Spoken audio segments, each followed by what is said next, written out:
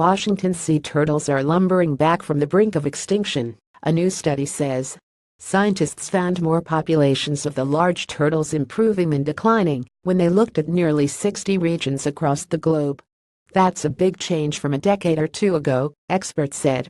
Long-living sea turtles have been pushed to endangered levels by hunting, accidentally being caught in fishing nets, habitat loss, plastics pollution and climate change, experts say.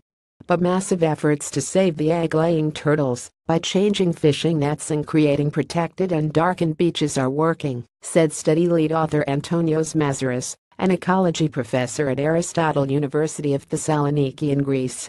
There's a positive sign at the end of the story, Mazaris said. We should be more optimistic about our efforts in society. The research was published Wednesday in the journal Science Advances.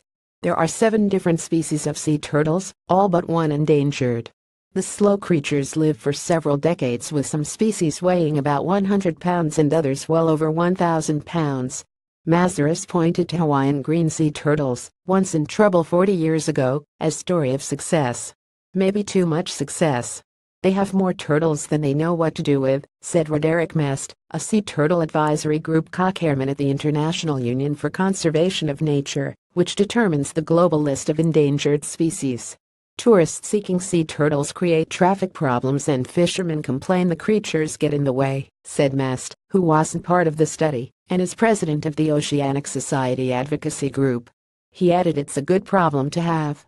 Mazaris and colleagues looked at 299 sets of turtle populations over different lengths of time around the globe, finding 95 of them increased, while 35 went down.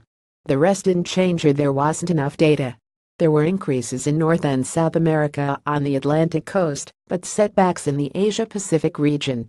The evidence is widespread and convincing, said Selena Happel, head of Oregon State University's Department of Fisheries and Wildlife, who wasn't part of the study. Mast pointed to Kemp's Ridley sea turtles as a good example of what's happening, especially in the United States. In the 1940s, there are about 40,000 of them, mostly in the southern U.S. and Mexico. By the 70s, there were only 1,200 left.